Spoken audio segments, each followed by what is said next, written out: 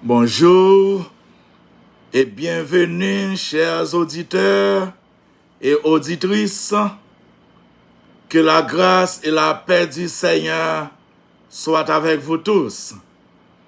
Si votre cœur est lourd aujourd'hui, sachez que Dieu est proche de ceux qui ont le cœur brisé.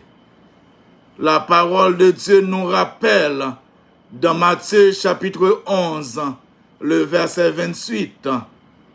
Venez à moi, vous tous qui êtes fatigués et chargés, et je vous donnerai du repos.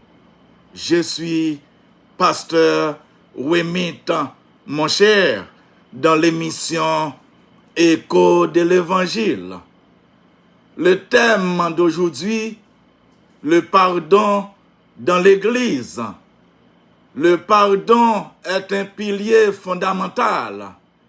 Il est l'expression de la grâce et de l'amour inconditionnel de Dieu et constitue une exigence absolue pour tout croyant.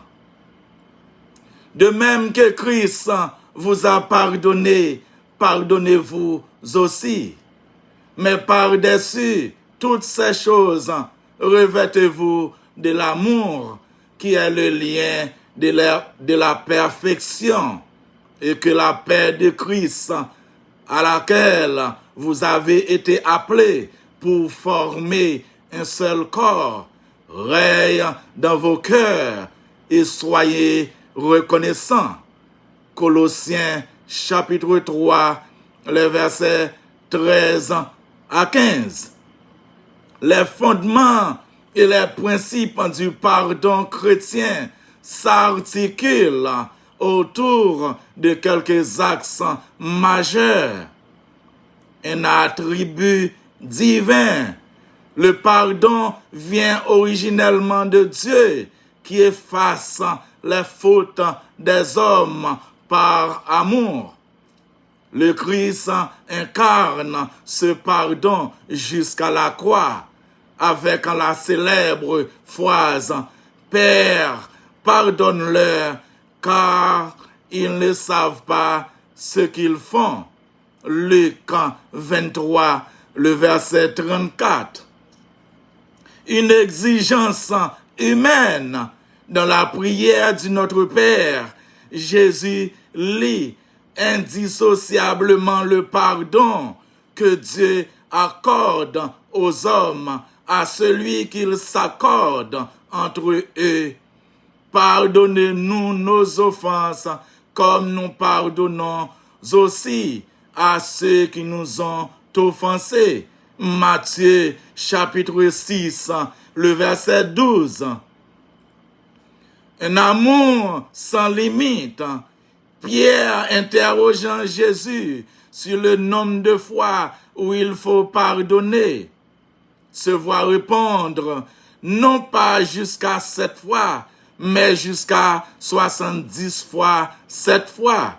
Matthieu chapitre 18, le verset 22, symbolisant un pardon inépuisable.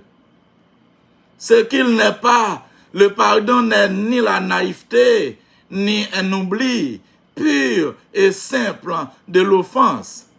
C'est un choix de ne pas céder à la vengeance, de refuser que le mal n'ait le dernier mot et d'ouvrir la porte à une restauration, même si la reconstruction de la confiance prend du temps.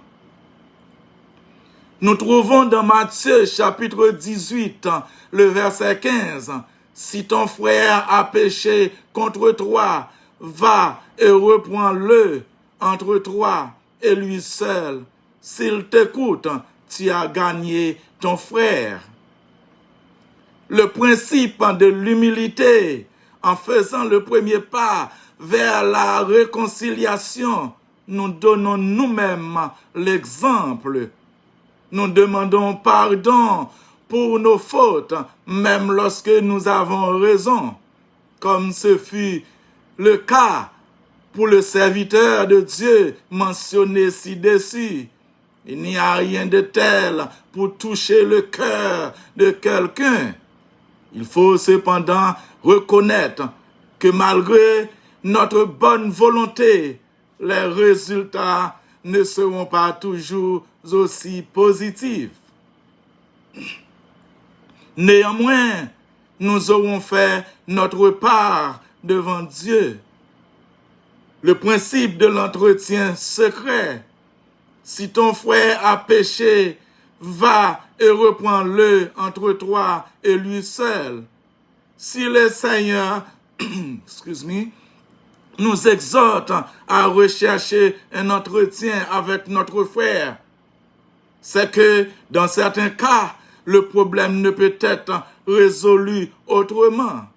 Voilà donc comment Jésus veut que nous abordions notre frère qui nous a offensés.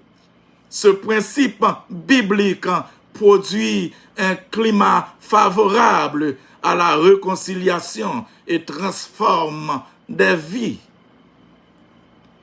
Le principe du pardon immédiat.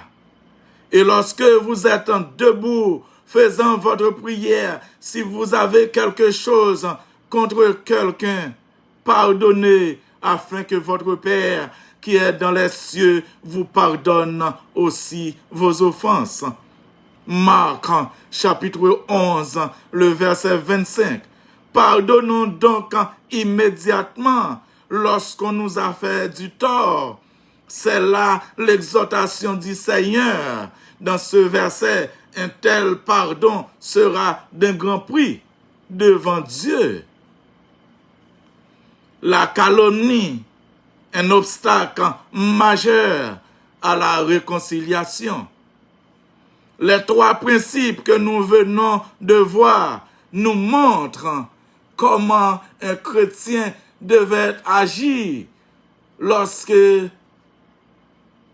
lui fait du tort. Mais malheureusement, dans beaucoup de cas, le chrétien réagit d'une manière contraire à ces principes bibliques. Voici comment il lit le verset de Matthieu, chapitre 18, le verset 15. Si ton frère a péché contre toi, va et dis-le autour de toi. Et ils sont nombreux, les chrétiens d'aujourd'hui, qui agissent de la sorte, répandant ainsi d'innombrables calomnies qui les divisent. Que veut dire calomnier? L'image du mot grec est frappante. Il est question de personnes qui se rassemblent dans des coins, en petits groupes, pour se communiquer des informations de quelqu'un qui n'est pas là pour défendre. Que de réputations ruinées, de vies brisées, d'églises détruites, et tout cela par la calomnie parmi les chrétiens. Voilà donc les conséquences tragiques de la calomnie. Elle détruit les autres et nous détruit nous-mêmes. Somme 101, le verset 5, nous avertit sérieusement, celui qui calomnie